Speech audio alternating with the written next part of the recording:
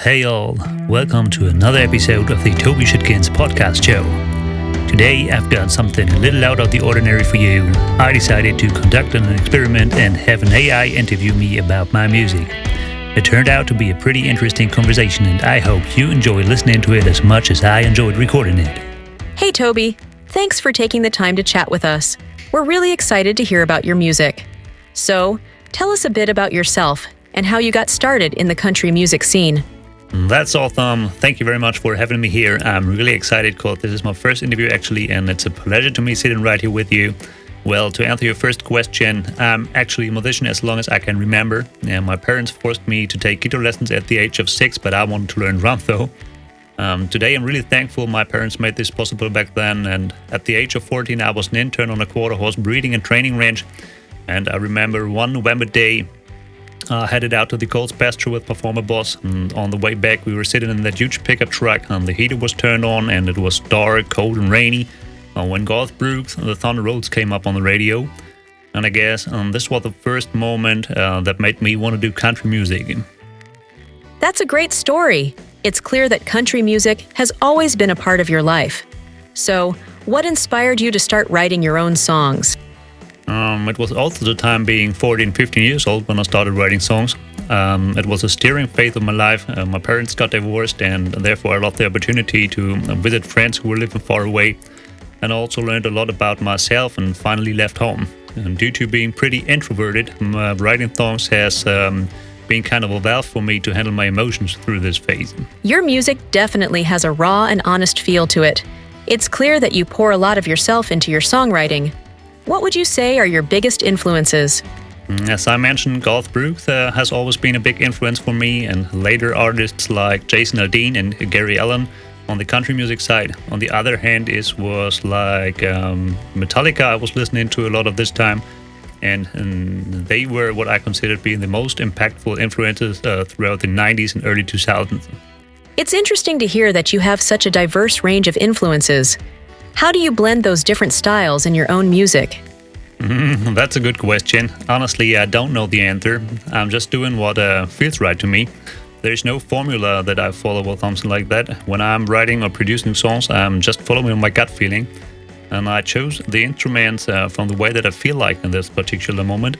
And the same is about the style that I'm singing. I don't think about that in advance. I just let it flow, so to say. That's a very honest and interesting answer. It sounds like you have a very intuitive approach to your music, which is great. It's clear that you're not afraid to experiment and follow your gut, and that's what makes your music so unique. Do you ever find it challenging to trust your intuition when you're working on a new song? Or do you always feel confident in your choices? No, I don't find this approach challenging. I guess following my intuition is something that I learned from working with horses. I'm pretty good at just turning my head off and following my intuition and gut feeling. I'm not that kind of person who's thinking about things too much. When the time is right, I just follow my feelings and did this, and I did that almost my entire life. That's fascinating. It's great to hear that you've learned so much from working with horses. That must be a very rewarding experience. It sounds like you have a very strong connection to your intuition. Do you think that this ability has helped you in other areas of your life, besides music? Yes, I really learned a lot from horses, especially about being in the moment, not breaking my head about tomorrow or yesterday, also being authentic and confident are things that I learned from horses. They'll immediately know if someone ain't real, you know.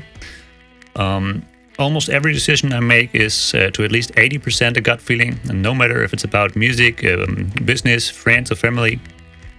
This is something that affects every area of my human being. That's incredible. It's clear that working with horses has had a profound impact on your life. Their ability to sense authenticity and live in the present moment has been invaluable. It's inspiring to hear how you've applied these lessons to all aspects of your life. It's a testament to the power of self-awareness and intuition. Absolutely. I have nothing to add to this. I guess you brought it perfectly on point. I'm glad we could have this conversation. It was interesting to learn about your approach to music and how your experiences with horses have shaped your perspective on life. Is there anything else you'd like to talk about today? Or would you like to end our conversation for now? You know what? Let's close this conversation at this point for now to not overwhelm our audience. But I'd be very happy if we could continue this conversation soon. So what do you think? That sounds great. I'm always happy to continue our conversation. Perhaps we could discuss something else related to your music or your experiences with horses in the future. Thank you for your time today. It was a pleasure speaking with you. Or maybe we could just ask our audience what they want us to talk about. So feel free, everyone, to drop comments below and let us know if there's anything you'd have a particular interest. Would be happy to answer your questions as well. So far for today, thank you very much for having me here, and I'm really looking forward to see you again. It was a pleasure to me too. That's a fantastic idea. Let's open the floor to our audience. Feel free to leave a comment below with any questions or topics you'd like to discuss. I'm also looking forward to our next conversation and appreciate you joining me today.